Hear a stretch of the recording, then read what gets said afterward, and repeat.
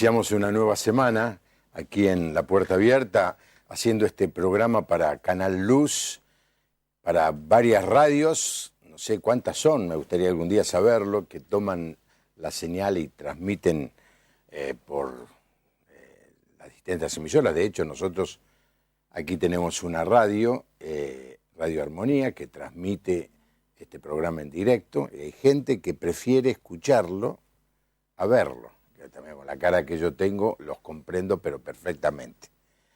Y hay otros canales bueno, canales que copian, no sé cómo hacen, lo graban o lo sacan de la página de internet, de YouTube, que vamos subiendo todos los programas, así estamos muy, muy contentos de, bueno, que esto fluya y que lo use todo el mundo que quiera, si es que tiene valor.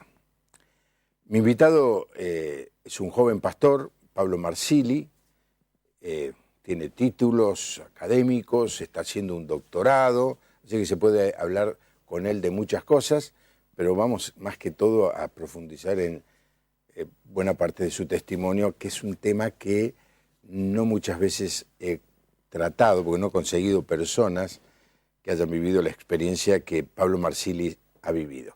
Pablo, bienvenido al programa. Hola, buenas noches, Juan Pablo, gracias por la invitación y un placer estar en esta noche contigo. Che, Pablo, ¿qué títulos tenés? Yo soy abogado de la UBA, soy magíster en Sociología de la Universidad Católica Argentina. Ahora estoy finalizando ya mi tesis doctoral también en la Universidad Católica sobre Sociología de la Religión y licenciado en Ministerio por el Seminario Bautista. Pero vos viviste aparte, sabés que hubo un mundial hace un mes. Sí, algo así. Algo así. No sé andar en bicicleta, pero... no sabes andar en bicicleta. Para compensar. Para compensar. ¿Qué es lo que te gusta mucho estudiar? Me gusta estudiar, me gusta leer y estamos pensando a ver qué voy a hacer cuando termine ahora el doctorado. El doctorado en Sociología. En Sociología. Siempre es bueno hacer algo. Sí, siempre es bueno tener un proyecto en la vida. Y tener un proyecto. Una de las cosas que hace que la gente caiga en depresión, por ejemplo, es jubilarse. Claro. Porque yo no me jubilo, yo debería jubilarme ya, yo sé que sí. Pero la verdad es que hay gente, yo lo he tenido al lado mío, aquí en la iglesia, gente que estaba esperando jubilarse y el día que se jubiló no sabía qué hacer. No sabía qué hacer con el tiempo, ¿no? No, y no solo el tiempo, sino también el cerebro no deja de ser un órgano fundamental del cuerpo y hay que ejercitarlo de toda forma posible, ¿no? De hecho, ahora que está de moda la neurociencia, se habla que incluso hasta en la tercera edad hay que empezar a aprender idiomas y hacer cosas desconocidas, jugar al ajedrez para desafiar la actividad cerebral. Así que siempre es bueno leer, estar activo. Sí. Y gracias a Dios podemos hacerlo. A mí me dijeron una vez, y yo lo creí y lo obedezco científicamente, me dijeron los crucigramas son muy buenos, sí, y el sudoku. Y soy adicto del sudoku. Mi mujer me dice, no hagas más eso, ya me tenés cansado. Pues siempre que tengo un minuto, me hago un sudoku. Está bueno. Ya les he encontrado bastante la vuelta. Pero cada vez hay más difíciles y me cuesta. Y cuesta un poco. Me cuesta, sí. Bueno, pero es te mantiene activo. Sí, para la mente, ¿no? Claro, sí. Te mantiene activo cerebralmente y es importante. Es buenísimo esto que porque estamos preparando un programa de la tercera edad con gente que trabaja con ese sector, al cual pertenezco, dicho sea de paso, y es muy bueno poder decirle a la gente, mire, que usted tenga cierta edad no quiere decir que la vida terminó, usted tiene mucho por aprender. A ver, se usa mucho ahora un término que se llama envejecientes, no todos somos envejecientes, y ahora ya estamos en la cuarta edad más que en la tercera edad, gracias al desarrollo humano y la tecnología, la ciencia, y a partir de los 75 ya hablan de cuarta edad. Cuarta edad. Mira vos. Bueno. ¿Viste? Así que tenés siempre... 75. ¿Tenés 75? 75. Sí. No, 65. No, eso es un niño. Es un niño, sí, no, es un niño. No, acá el cameraman dice, soy de cuarta. No. Le falta.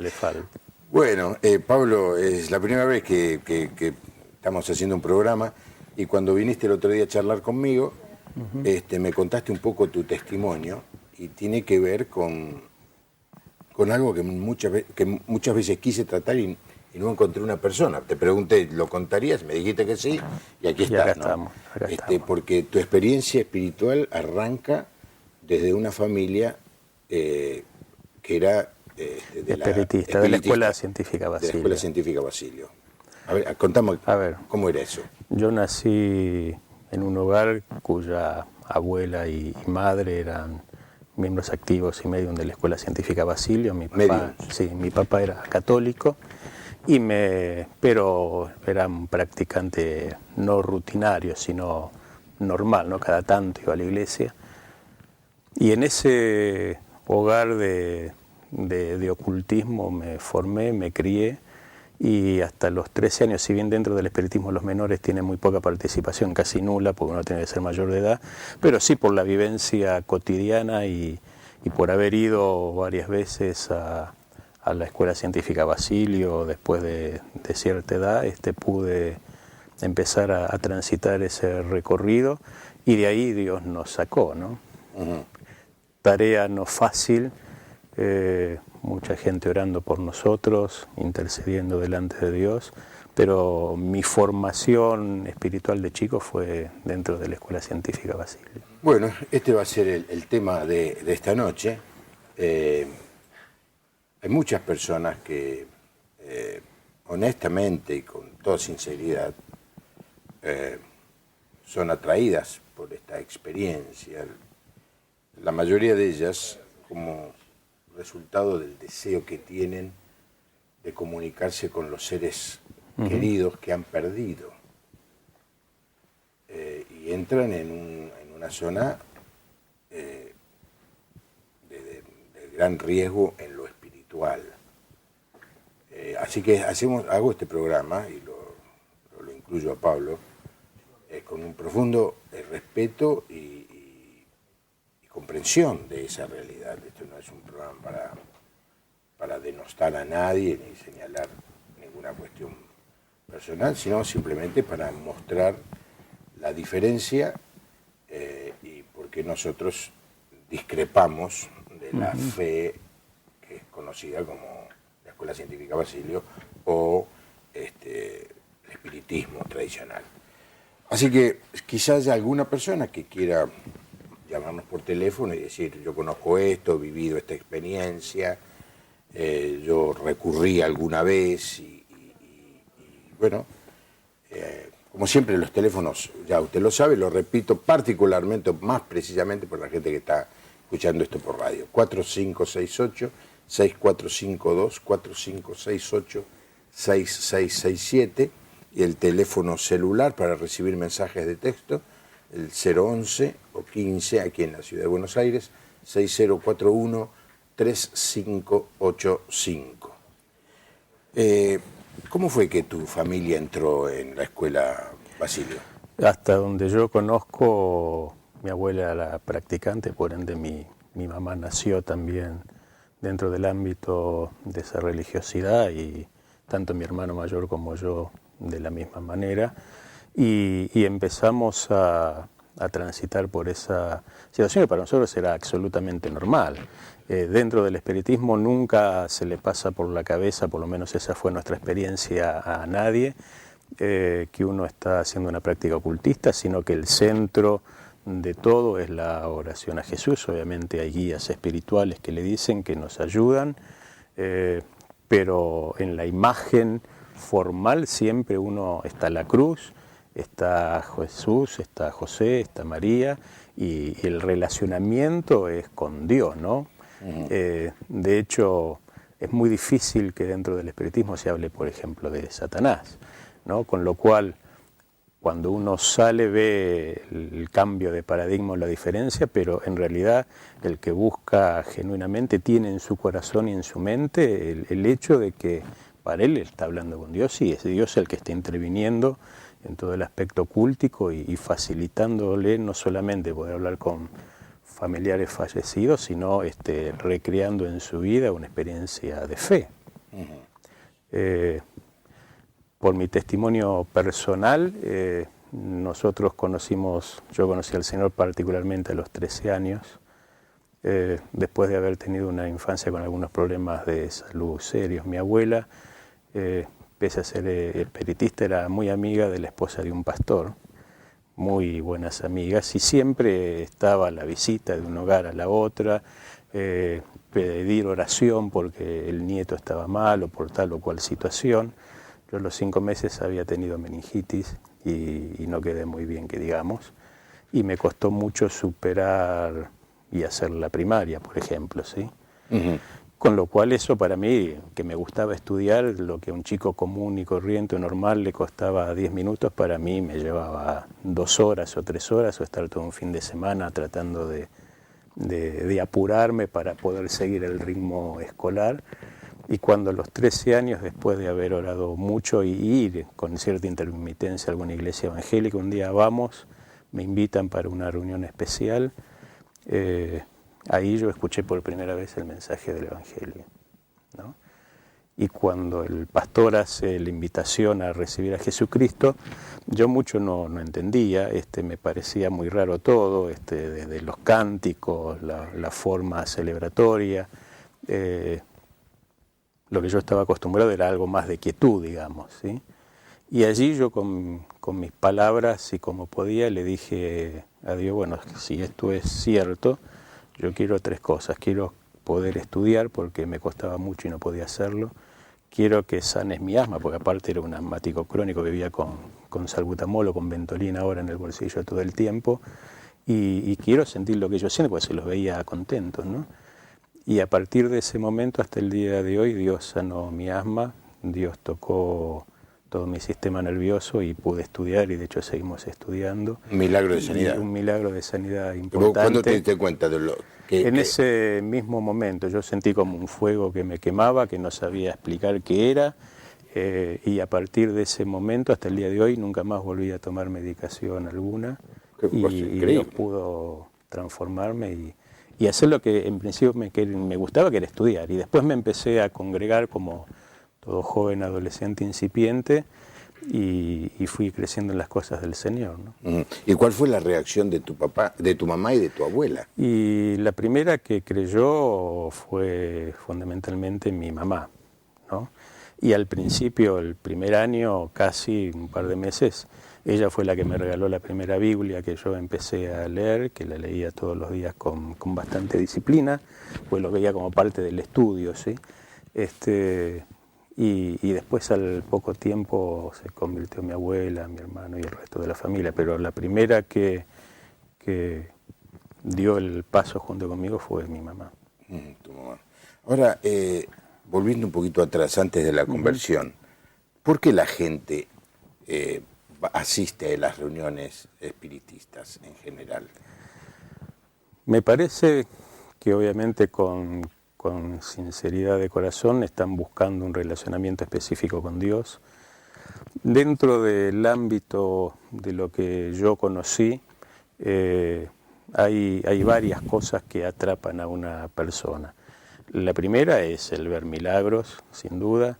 En segundo lugar, el tener una vida bastante activa y de cierta prosperidad. Y hay un elemento que se hace una vez al mes, por lo menos se hacía cuando yo estaba allí, aunque no participé nunca directamente, que son que se llamaba materialización de familiares y amigos. Entonces, dentro de un altar, de una plataforma, subían distintos medios que, para que uno lo tenga claro en lenguaje evangélico, una mediunidad es como un don, ¿sí? Un don. Una especie de similitud, ¿sí? Entonces subía distintos medios que tenían la capacidad o la mediunidad vidente, o sea, de ver, y había otros que recibían a los espíritus y se sentaban sobre la plataforma. Entonces uno los veía con sus uniformes marrones, con su delantal marrón, que eso era típico de todos, y alguien que tenía mediunidad vidente decía: veo en el hermano Juan a alguien de tales características, y describía una persona. Entonces uno estaba sentado en el auditorio y decía: ese, no sé, es José. Mi tío. Mi tío. Entonces yo levantaba la mano y decía: ¿vos sos José? Y él me decía, le preguntaba y decía: sí, soy yo. Entonces uno pasaba y hablaba, como yo estoy hablando con vos, y ¿te acordás la tarde del 4 de enero cuando fuimos juntos a comer ese asado? Sí, sí. Entonces uno salía convencido de que esto tiene que ser de Dios, y yo acabo de hablar con mi tío José. Y está muerto. Está muerto. Y hablamos de cosas que solamente conocíamos nosotros, o que solamente era sabido por un trato familiar o de amigo o de alguien allegado. Perdóname, la persona esa no solamente decía sí y no, sino que participaba con datos. Participaba con datos. ¿Sí? Decía, cuídate, vos siempre sufriste del hígado, ojo lo que comés, mandale un saludo a la tía Vicky, que siempre se acordó bien de mí, ese tipo de cosas. ¿Sí? Y cuando uno está de este lado se da cuenta de que el enemigo obviamente no es omnisciente ni mucho menos, pero sí el pasado es pasado, entonces es parte de la historia y puede ser conocido, ¿no? Entonces se juega mucho con eso, desde el enemigo, el demonio circunstancial que está revelando cosas que conoce, hasta el hecho de que mi fe, por decirlo de alguna forma, yo tengo la ingenuidad de creer que esto tiene que ser únicamente de Dios, porque como hay reencarnaciones y el infierno nunca termina de existir y los demonios nunca terminan de aparecer, porque todo se va reencarnando para mejor y para superior y para ser mejor, entonces... ¿El espiritismo cree en la reencarnación? Básicamente en la reencarnación. Sí. Entonces, ese es un impacto importante, ¿no? Solamente Dios puede estar mediando. ¿Vos estuviste en ese tipo de reuniones? Participé una vez y sí, mis padres y era habitual. Era habitual. ¿Y tu mamá era una de esas personas? Era una medium, sí.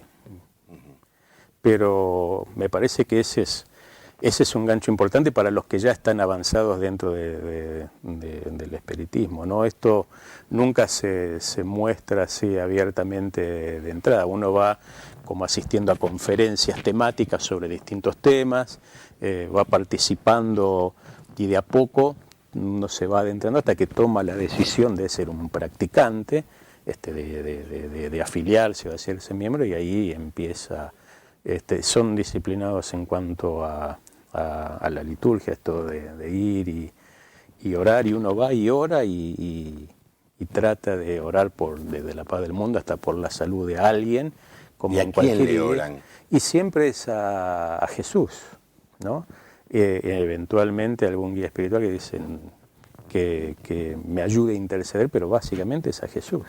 Siempre se aparece el nombre de Jesús. ¿No? Que no aparece en la figura de la cruz, ni crucificado en la cruz, sino aparece como alguien vestido de blanco, con pelo largo, con barba, como si fuera un hombre común y corriente, obviamente de época, y la cruz que tiene la corona de espinas solamente, ¿no? Pero todo a la intercesión y la práctica cúltica, si se quiere, siempre la figura central es Jesús.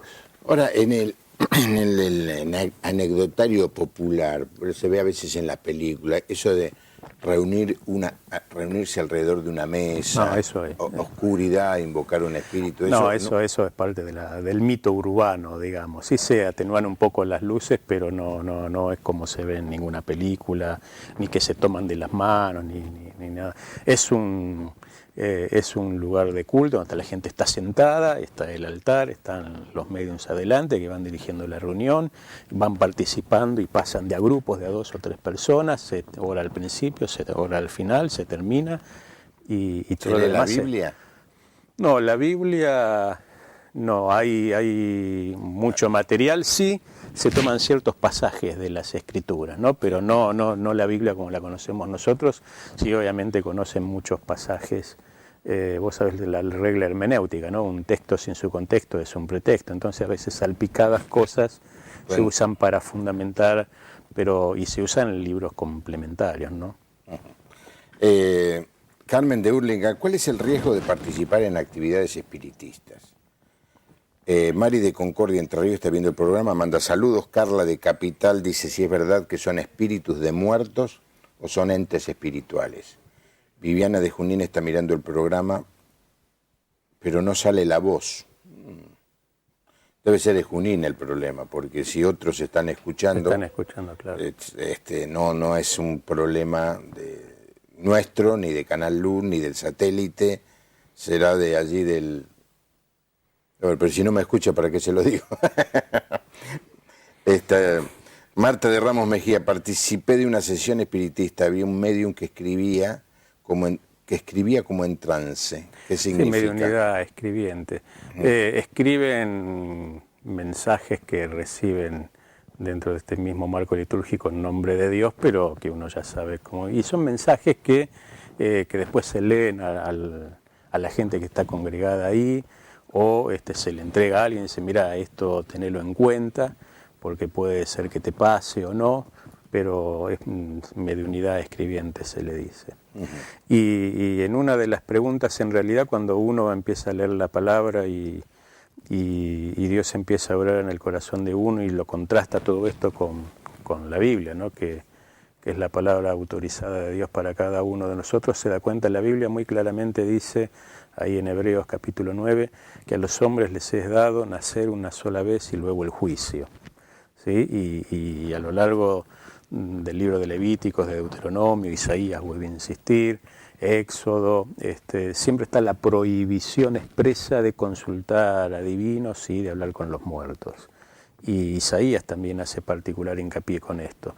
¿Y qué quiero decir con eso? Lo que la palabra enseña es que una persona puede haber sido fantástica, alguien apegado a Dios, a su palabra, pero murió y está esperando el juicio, dice la palabra, y la resurrección de los vivos y de los muertos, y aquellos que han recibido a Cristo como Señor de sus vidas gozarán la eternidad, pero ya no hay contacto con ellos, ¿no? Con lo cual, cuando uno está en ese tipo de acto cúltico, en el fondo lo que uno está haciendo es hablar con alguien que evidentemente, primero, no es su familiar, segundo, no tiene nada que ver con Dios, y lo más probable es que sea un demonio que está intercediendo en esa situación espiritual, ¿no?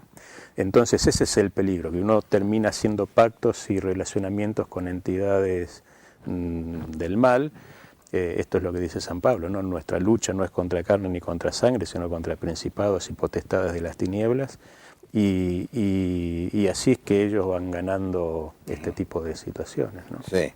Te voy a pedir, Pablo, que insistamos bien en esto que decís de los textos bíblicos que prohíben, que mandan con toda claridad que el ser humano no debe relacionarse con espíritus de muertos. Aunque hay un caso de alguien que fue a consultar.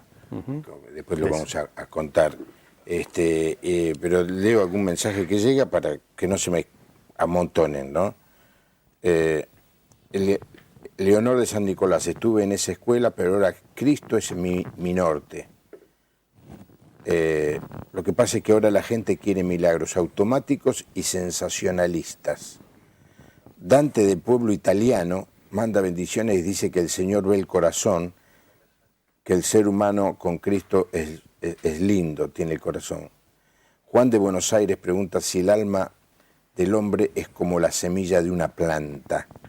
Qué pregunta extraña, ¿no?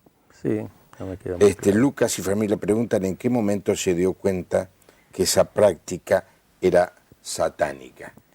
Quiero contar una experiencia que la sabe muy poca gente. No sé si la sabe mi señora, mira. Ahora se va a enterar. No, porque no mira el programa. No, por suerte. Año 54. Y yo tenía 8 años. Pero yo y mi hermano, que me lleva un año, y un grupito de pibes de la iglesia, es increíble pensar que yo iba al centro en colectivo, tenía 8 o 9 años. Y de golpe sucedió algo en el gobierno, al final del gobierno de Perón, en el año 54. Perón se peleó con la Iglesia Católica, y está la historia de la quema de las iglesias. Y cuando usted lea la historia, va a notar que se dicen dos cosas como resultado de la pelea del general Perón, presidente de la Nación, con la Iglesia Católica. le permitió al pastor Hitz, Thomas Hitz, que tuviera las campañas que fueron famosas. en el estadio de Huracán. En el estadio de Huracán, yo personalmente, mi mamá me llevó, fui al estadio Atlanta. 8 años tenía. A ver, mentírame, yo lo de la reunión ya estaba cansado de reuniones, tenía mañana, tarde y noche reuniones. Yo quería ir a la cancha de fútbol. Claro, con mi conocer mamá la cancha, claro, yo conocer el estadio de Atlanta. Pero me acuerdo lo que vi. Así que yo estuve una noche en la campaña de Hitz. El 99% de los pentecostales me envidia haber podido estar en esa campaña. Pero también nos enteramos que podíamos ir al Luna Park, que había una reunión espiritista. Y fuimos. Por supuesto no le dijimos nada a mi papá ni a mi mamá. Y nos pusieron lo que conocen el Luna Park, en la platea alta que da sobre Madero. Estaba lleno. Oscuro. Silencio, no pasaba nada. Y de golpe entra una fila de mediums. Y se ponen a hablar. Y me acuerdo que uno dijo, yo soy Jesús, no soy Dios. Ni nos miramos los 5 o 6. Entramos a correr, salimos por Madero, agarramos corriente, subimos el bajo y terminamos con la lengua en... No, que Florida, en el obelisco. En el obelisco. ¿Dónde nos metimos? Porque sentimos todo. Después, ¿qué sentiste? Una opresión. Claro, nosotros éramos hijos de la fe cristiana, y si estábamos en un lugar, pero fue que salimos corriendo, ni nos hablamos, corríamos. Me acuerdo hoy, ahora sigo estando cansado de esa carrera. Porque, claro, vimos algo que nunca habíamos visto, ¿viste? ¿Por qué nos metimos? Ni se lo conté a mi papá, ¿no? Porque me mato. O lo mata mi hermano porque era más grande que yo. Sí. Bueno, mucha gente, por curiosidad, es lo que yo viví. Curiosidad. Entrar al Luna Park. Ir a ver qué pasa. Era el sueño del pibe, ir al Luna Park. Claro. Como fui a la calle Atlanta, quería ir al Luna Park. Y de golpe entra por curiosidad, quiere ver qué pasa, le dicen que le va a hablar con un tío, con ¿quién?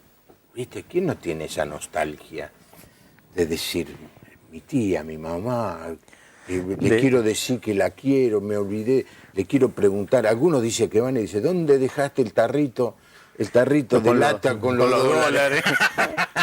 Ahora hay varios haciendo fila con la pregunta. Sí, no soy yo el primero, ¿no? Pero a ver, no hace falta ir a una sesión espiritista, ni mucho menos. Vos vas a ver que es muy común que la gente tenga en su casa la foto de la abuela, de la tía, de la mamá, y que cuando se siente mal o todos los días vaya y la salude y le ponga flores, y le diga hola, ¿cómo estás, mamá? O ¿qué tal, abuela? ¿Cómo te extraño? La falta que me haces. Si vos estuvieras acá y le abra la foto, ¿sí? Obviamente no hay una mediación, una intermediación de un medium profesional, sí, pero la actitud es la misma. Está hablando con un muerto, más allá de todo el dolor que pudo haber sentido y que tiene por la pérdida, sí, eso es justificable.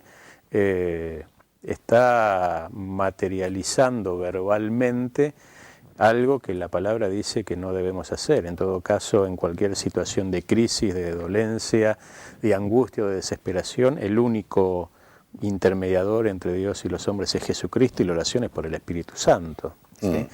Pero por eso digo, no hace falta la intermediación profesional. Hay mucha gente, sí. Sino que mucha gente lo hace y también está mal, ¿no? La palabra... Deuteronomio 8, Levítico 20, el libro de Hebreos, capítulo 9, Isaías 8, hay muchos pasajes más, es muy enfática con la consulta a divinos y a hablar con los muertos, ¿no? Precisamente por esto, dice Eclesiastés, que todos los hombres del polvo venimos y al polvo vamos, en un abrir y cerrar de ojos, sécase la hierba, marchítese la flor, y así es la vida del hombre. Haya sido buena, mala, regular o como haya sido, terminó, morimos y estamos esperando el juicio, y aquellos que hemos conocido a Cristo sabemos el destino final y estamos aguardando en su presencia, pero ya no hay más contacto. Sí. ¿No? En la cultura popular, ¿viste? En la memoria colectiva está de que nos mira desde el cielo, ¿viste? Que yo, Di Stéfano se murió, dice, nos mira desde el cielo, o mi abuelo nos mira del cielo. Son todas expresiones que, si bien la gente no está segura, lo dice como una expresión de deseo, sin embargo se van haciendo como, terminan siendo casi una doctrina, ¿no? Encierra una, más allá de la frase popular, termina siendo una confesión, ¿no? Como decimos los abogados, a confesión de parte, relevo de prueba, termina de ser una verbalización de lo que hay en mi corazón. Jesús les dice a los discípulos, de la abundancia del corazón habla la boca. Entonces, lo importante es que si yo en mi corazón tengo la palabra y tengo a Cristo, cuando yo abro la boca, primero que lo voy a hacer con cautela, porque en la abundancia de palabras no hay necedad. Y en segundo lugar va a ser siempre dirigido para exaltar el nombre de Cristo y para refugiarme eventualmente, si tengo una situación complicada, en el consuelo del Espíritu Santo. Ahora, hay una interesante pregunta. ¿Qué pasa con la persona que entra en eso? ¿En qué sentido le perjudica en su vida espiritual? Y te perjudica de varias formas. Primero porque, y esto a veces pasa de manera muy, muy común en las iglesias evangélicas, ¿no? Salvando las distancias, dentro del catolicismo también hay bastante ocultismo, ¿no? Porque el hecho de rezarle o de hablar con un santo habrá sido alguien fantástico, no sé, San Francisco de Asís, digo cualquiera, el sábado fue San Pantaleón, habrá sido gente piadosa sin duda, pero ya murieron. Ya están en la presencia de Dios, si lo hicieron genuinamente, y están esperando el juicio como cualquiera de nosotros, como dice el libro de Eclesiastés, como todo mortal va a presentarse. Entonces, cuando esa persona, sin venir necesariamente del ocultismo puro y duro, llega a una iglesia y acepta a Cristo y se relaciona y con genuino sentir acepta al Señor y empieza a guardar su palabra y demás, le van quedando ciertas ataduras espirituales, ciertos pecados no confesados de haber hecho práctica ocultista, aunque nos parezca choqueante el término, esa es la realidad, y el pecado es claro, ¿sí? Entonces, el pecado, digamos, lo más que pecado, la iniquidad o la transgresión. La transgresión. Para ser más prolijo, porque prolijo. El pecado es no llegar a la meta que Dios quería que yo llegara, es tirar una flecha y no llegar al blanco. La transgresión es más correcta. La transgresión es, hay un cartel que dice, no pisar el césped y yo voy y lo piso. Eso es transgresión. Y esto de orar con los muertos es transgresión, que es violentar o desobedecer un texto claro en la Biblia que dice, no ores, no le hables, no te dirijas, no consultéis a nadie que haya sido un ser humano y que murió. Y que murió, exactamente. Entonces, eso va generando ciertas ataduras con el tiempo que hacen que quizá mi vida cristiana no sea lo suficientemente óptima como debería ser, porque, como dice el rey David, ¿no? Líbrame aún de los pecados que me son ocultos, ¿no? Entonces, la gente muchas veces no se da cuenta de que transito por este tipo de circunstancias, la tabla Ouija, el haber consultado horóscopos, el que le tiren las carnas, el juego de la copa, el que le hayan leído la borra del café en un evento tan simpático, en una cafetería, y son prácticas ocultistas que de a poco van empezando a anidar y que hacen, como dice el libro de Isaías, que el muro empiece a tener quebraduras, ¿no? Rajaduras, y es importante ese tipo de acciones, si la hemos hecho, confesarlas, arrepentirse y vamos a hablar un poquito más de la solución. Pero la pregunta te la amplío un poco. ¿puede una persona que ha hecho eso quedar, no quiero usar la palabra endemoniado, pero poseído? Va a tener influencia, sin duda. No sé si posible, pero influencias va a tener. Y esto es como todo derecho legal, ¿no? Una vez que yo abrí la puerta para que el enemigo avance, si no cierro la puerta, él sigue teniendo la potestad de estar ahí porque yo le di lugar. Entonces, esto es como el inquilino que no me paga el alquiler y no se quiere ir, ¿sí? Mientras pague el alquiler tiene el derecho de quedarse. Ahora, si rescinde el contrato, se tiene que ir, pero mientras no le cierre la puerta, formalmente a nivel o en términos espirituales.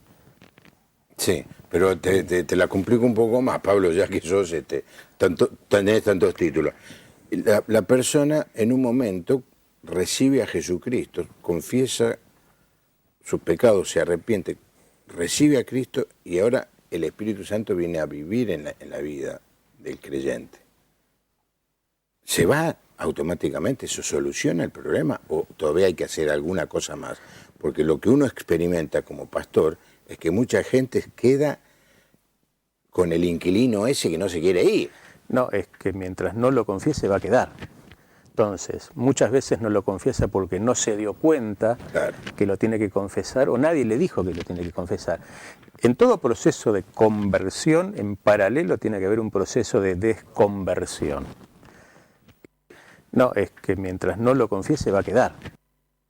Generalmente nosotros lo que hacemos es enfatizar mucho la conversión, pero no le prestamos atención al proceso de desconversión. Interesante. Entonces hay que decirle, mirá, vos venís de tal lugar, fíjate y dejá que el Espíritu Santo hable a tu corazón en oración y el Espíritu Santo lo va a hacer. ¿Alguna vez de todo esto tuviste alguna participación? ¿De cada una de estas actividades tuviste algún relacionamiento? ¿Lo hiciste alguna vez? Si es así, el Espíritu Santo te va a mostrar y arrepentite de eso. Y renuncia a eso. Renuncia a eso. Me arrepiento. Y es parte de ese proceso de desconversión que muchas veces los pastores no le damos suficiente atención y que terminan anidando en el corazón de una persona y hace dos cosas: que viva vidas cristianas no victoriosas o que tenga pecados recurrentes que tarde o temprano vuelven y están como Israel dando vueltas en el desierto, pasa un tiempo, está mejor, pero tarde o temprano vuelve, ¿no? Y en gran parte tiene que ver con esto. Sí. A ver, yo quisiera ayudarlo, porque estoy pensando en alguna persona que esté viendo el programa y dice, bueno, yo sé, yo fui a la bruja de la vuelta de casa, ¿cómo se le dice? La curandera. La curandera. Sí, un día en la escuela jugamos el juego de la copa, o consulté a alguno que... Leo todos los domingos el horóscopo, todos los días. Soy un adicto al horóscopo. ¿Qué hago? Tiene que decir, bueno, recuerdo que hice eso y decirle, Señor, me arrepiento de haberlo hecho, te pido perdón por haberlo hecho, renuncio a eso y te pido que me limpies de eso. Es una oración de renunciamiento. La sangre de Cristo, que es decir, cuando decimos la sangre de Cristo lo quiero explicar, la obra que Cristo hizo en la cruz al morir por nosotros, y lo sintetizamos con la expresión la sangre de Cristo, porque no es la sangre, porque algunos decimos la sangre, piensa que viene con un frasco de sangre. No. La obra que hizo el Señor Jesús al morir por nosotros en la cruz nos limpia de todo pecado. Y usted, al renunciar, lo aplicás a esa área particular de tu vida. Sí, precisamente, con nombre y apellido. Con nombre y apellido. Lo que hiciste. Y viene la limpieza, ¿no es cierto? Exactamente. A ver, esto uno a veces no se da cuenta, pero Jesús le pregunta a Bartimeo, que lo estaba viendo, que era ciego. ¿Sí? Porque Jesús lo estaba viendo. ¿Qué querés que te haga? Y le dice, ¿qué querés que te haga? Porque si Bartimeo le decía, quiero prosperidad económica, iba, no sé, por decir algo. Sí, quiero ser rico, pero ciego. Ciego, ¿sí? Quiero que sanes a mi suegra, iba a tener la suegra sana, pero él quedaba ciego. Entonces, en términos espirituales es muy importante precisar las acciones de renuncia, de confesión, porque eso trae libertad particularmente a esa área de la vida Sí, sí. y a ese aspecto que está oculto en mi corazón y mi mente, que quizá nadie me enseñó ni nadie me dijo, pero que está ahí y es real, ¿no? Y necesita también ser restaurado por parte del Espíritu Santo en esa circunstancia de su pasado.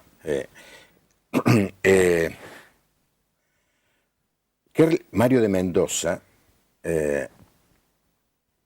antes preguntado Lucas, ¿cuándo te diste cuenta que esta era una práctica satánica? Acordate de esa pregunta, ¿no? Mario de Mendoza, ¿cómo ayuda a una persona que está en espiritismo? ¿Qué libro recomienda?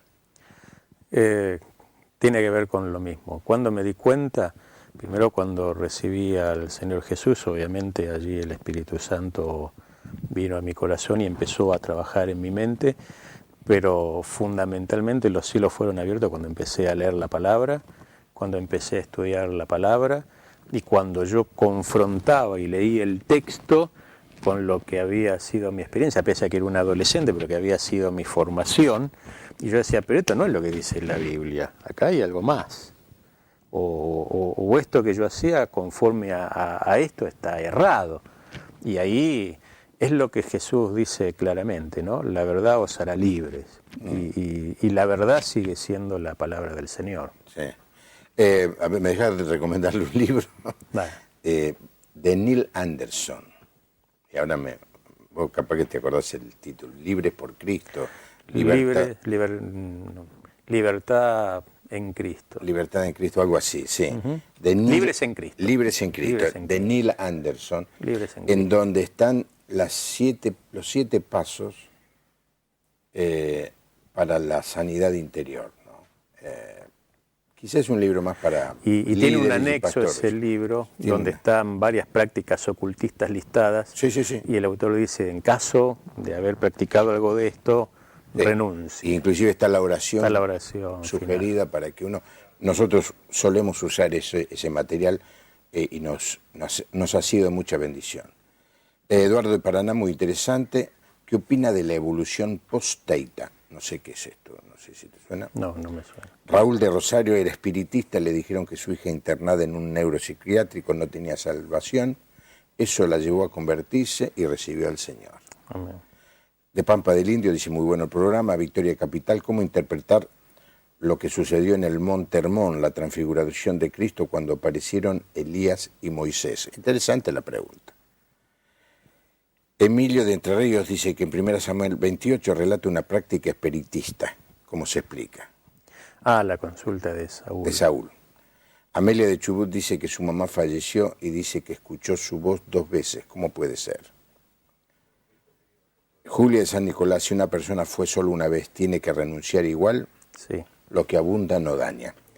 Elizabeth de Rosario, su hermana perdió un hijo, se lo mataron, le hizo un altar y le habla diariamente. Pide que repitan los versículos de Levítico y de Isaías. Isaías capítulo 8 y Levíticos capítulo 20, básicamente. Sí. Todo el capítulo. Eduardo de Rosario, ¿podría explicar por qué Samuel se apareció a Saúl después de muerto? ¿Por qué cuando el cristiano muere se dice que fue a la presencia del Señor? Elsa de Bragado era espiritista, Dios la liberó de esta creencia y ahora descansa en el Señor, solo confía en Él. El libro es libre de ataduras de Neil Anderson, no es este. No. Bueno, listo. Gracias a todos los que están llamando. Efectivamente, en la vida de Saúl hubo un fenómeno allí, ¿no? ¿Cómo lo explicás? A ver, que él aparezca en la palabra y que esté en la palabra no quiere decir que de hecho Saúl haya participado de este acto, no significa que Dios lo esté aprobando. Sí.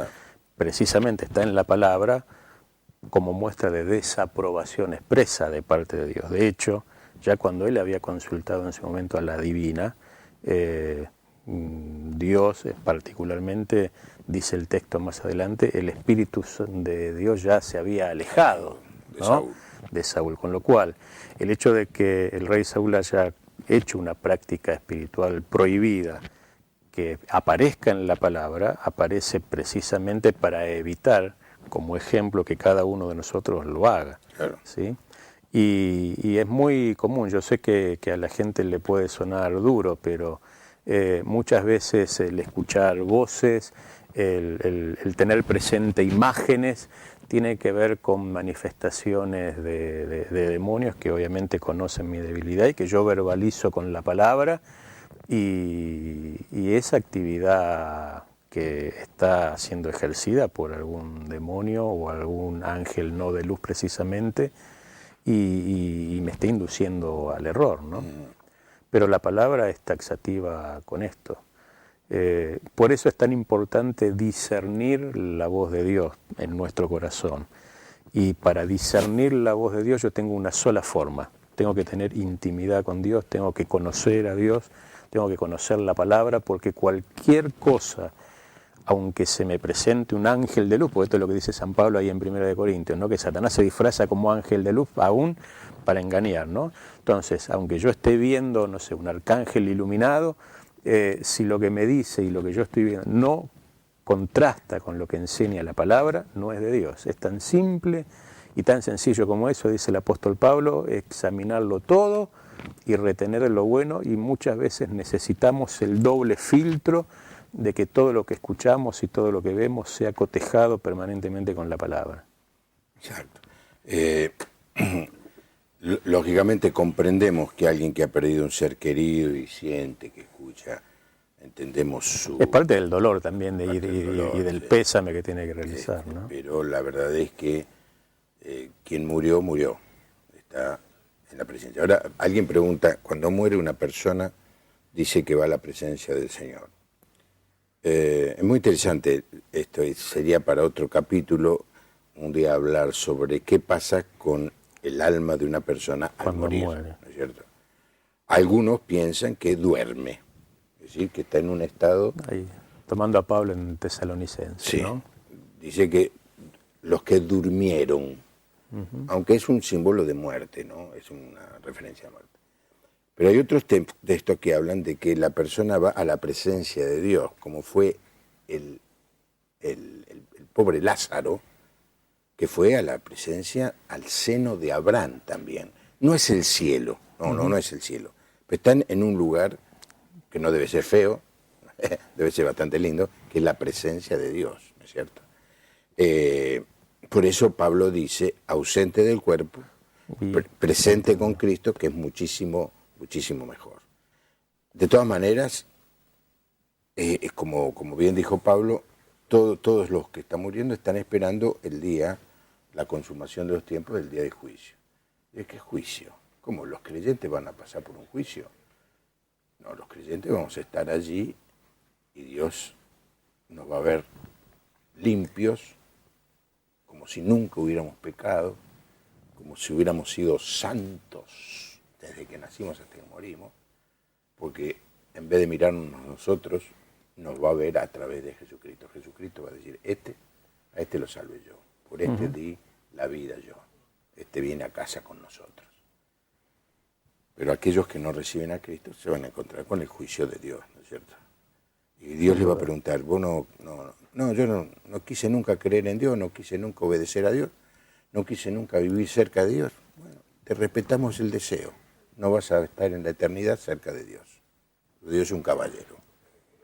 Y por sobre todas las cosas, Dios no va nunca más allá de lo que yo le autorizo a ir, ¿no? Porque si no me quitaría mi libre albedrío. Claro. Entonces, Dios respeta también mi voluntad. Absolutamente. Absolutamente. Entonces, si yo no doy el paso de fe, si yo no doy el paso de renuncia, si yo no doy la vuelta atrás, Dios no va a forzarme a que lo haga, ni mucho menos. Alicia de Hurlingham dice que fue espiritista y tiene visiones desde entonces. En general, las personas que han vivido mucho, por mucho tiempo, quedan afectadas en lo espiritual, ¿no? Sí, de hecho, a ver, uno reconoce a esta altura de la vida, y eso es parte de mi reconocimiento de siempre, es que hubo un pastor y hubo hermanos que oraron más de 8 años por la salvación de mía y de mi familia, con lo cual no es un proceso automático, por lo menos esa es mi experiencia, ¿no? Y a veces uno no se da cuenta del poder de la oración y de la intercesión y el reclamar delante de Dios esas almas, y eso es importante tenerlo en cuenta.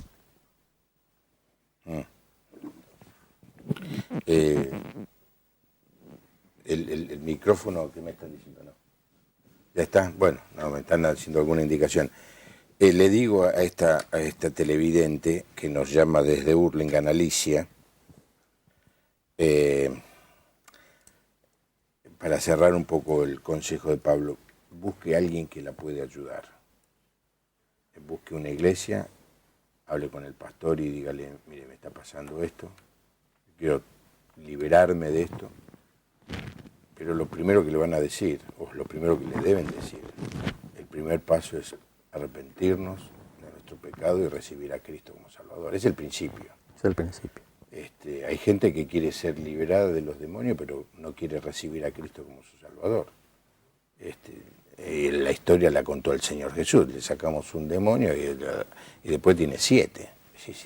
Si el Señor no ocupa nuestra vida, no llena nuestra vida, estamos expuestos. Alguien lo va a ocupar. Alguien lo va a ocupar. Alguien lo va a ocupar. Y si no es Dios, es el otro, ¿no? A ver, otro mensaje. Liliana de Pergamino pregunta si los que adoran santos van al cielo también. ¿Qué puedo decir de Pancho Sierra y la Madre María? ¿Te suena? Sí, me suena. Ellos eran, para la Escuela Científica Basilio, hay cierta jerarquía espiritual de guías que en la práctica son ayudadores espirituales. Primero, ejemplos a seguir. Segundo, dentro del mundo de la Escuela Científica Basilio, personas que son ejemplo y que fueron evolucionando y son espíritus superiores o elevados, ¿no? Entonces, ellos eran guías espirituales, como también está Jesús dentro de ellos, ¿no? Porque si bien es cierto que se reconoce a Jesús, nunca se lo vincula a ser el Hijo de Dios, ni el Salvador, ni mucho menos el Señor. No es un ser que evolucionó tanto, que llegó casi al mundo 33 y está en los top 10, ¿sí? Y todos los demás, Gandhi, son seres que han tenido una vida de ejemplo y que están ahí como referentes para que yo los vea y trate de ser como ellos. En ese escalafón estaban ellos, ¿no? Pancho Sierra y la Madre María. Y la Madre María, que también eran activos espiritistas, ¿no? Claro. Más que nada por milagros de sanidad y ese tipo de cosas, ¿no? Porque suceden milagros de sanidad. Suceden milagros de sanidad porque la palabra también es muy clara, ¿no? El mundo es de Satanás, con lo cual él ejerce autoridad y él tiene poder para sanar y para hacer milagros. El tema es saber, no por qué ocurrió el milagro o aconteció el milagro, sino cuál es la génesis o la fuente de ese milagro, ¿no? Claro. Pero obviamente Satanás y sus huestes tienen poder para intervenir en el mundo natural. Uh-huh. Milagros de sanidad y en el hinduismo, en el sintoísmo. O sea que el que haya milagros no certifica nada, porque como dice nuestro invitado, el demonio tiene poder y a veces hace cosas sorprendentes. Y siempre va a valer mucho más un milagro material si me puedo quedar con el alma, ¿no? ¿Cómo? A ver, explícalo mejor. Y a ver, muchas veces por ese milagro el enemigo termina conquistando un corazón, por lo menos transitoriamente, si no acepta a Cristo, ¿no? Y eso es parte de estas llamadas, o es parte del gancho que tienen, diríamos, ¿sí?, en el lenguaje vulgar, ¿no? Los milagros, el poder hablar con mi familiar, claro. Poder sentirme cuidado, protegido, ¿sí? Lo que pasa es que, como dice la palabra, hay caminos que al hombre parecen derechos, pero que su final son caminos de muerte, ¿no? Liliana de Pergamino pregunta si los que adoran santos van al cielo también. Y no podría decir eso, porque eso es privativo de Dios. Lo que sí yo puedo decir es que es una práctica ocultista. Uh-huh. Cuando vino el pastor Pablo Deiros aquí, le pregunté si la oración a María era idolatría, y me dijo que no. Y después dijo, es espiritismo. Claro, es ocultismo. Porque María murió. María murió. Susana de Formosa pregunta si el ocultismo es ocultismo creer en numerología. La numerología es una de las ramas ocultistas, igual que la grafología. A ver, todo lo que sirva para tratar de alguna forma de adivinar el futuro, lo que va a acontecer, lo que va a suceder, y para darme respuestas para lo que yo tengo que hacer, no sé, mañana, está ligado a ocultismo. La Biblia es clara y Jesús fue sumamente claro, le dice a los discípulos ahí en Juan capítulo 16, el Espíritu Santo os hará saber las cosas que habrán de venir. Si yo quiero saber qué va a pasar, tengo que ir a la palabra, tengo que ir al Espíritu Santo, y la palabra ya dice qué cosas van a suceder de acá hasta el final de los tiempos, con lo cual Dios ya lo dijo y Dios ya se lo mostró a su iglesia. Valentina de Córdoba pregunta si se puede ir al cementerio a visitar parientes y tener fotos. Por supuesto que sí. Sí. Eso es una cuestión de respeto. Una cuestión de Ahora, respeto. tirarse Ahora, en la... hablarle en la tumba es otra cosa, ¿no? Clotilde dice que perdió a su hijo en accidente y luego de 3 meses apareció en foto. ¿Qué significa? De Salta pregunta si las personas que sueñan o pasan algo malo, ¿se cumple eso? ¿Es bueno o malo?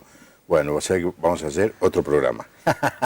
Las premoniciones también. Sí, el tema de las premoniciones. Lo dejamos por otra vez. Gracias, Pablo, por venir. Un gusto, Juan Pablo. ¿Cuánto te falta para el doctorado? Y si va todo bien, fin del año que viene. ¿Fin del año que viene? Estamos escribiendo la tesis. Ah, ¿y quién es el doctor tutor? Hilario Winarcí. Ah, Winarcí, también que ha venido, el sociólogo que ha venido a nuestro programa.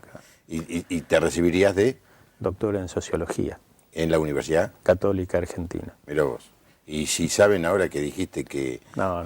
Nunca he tenido problemas. Pero mañana te agarra el profesor, el de que dice, usted dijo que orar a los santos es ocultismo. Mamita, no creo que te den el doctorado. Vení que nosotros te damos un título de cameraman acá. Gracias, Pablo. No, ha sido un gustazo. Pablo, gracias por Espero que le haya servido el programa. Espero que más de uno en esta noche antes de irse a dormir diga, ay, yo me metí en un lío. ¿No será que por no limpiar esa experiencia del pasado en mi vida caigo pecado recurrentemente, fracaso en mis proyectos, no termino de establecer una meta clara? Es una buena noche para reflexionar. Cualquiera sea el caso, pídale al Espíritu Santo que le revele cuál es el pecado. Y cuando usted se da cuenta, porque eso es tremendo lo que lo hace y cómo lo hace, se arrepienta, pida perdón. Al que me viene, dijo Jesús, yo no le echo fuera. Al que se humilla, Dios no desprecia. Y esto usted lo puede vivir y experimentar en esta noche. Que tenga una buena noche. Nos encontramos mañana. Mañana viene Fernando Villaseca, me va a reemplazar el día martes.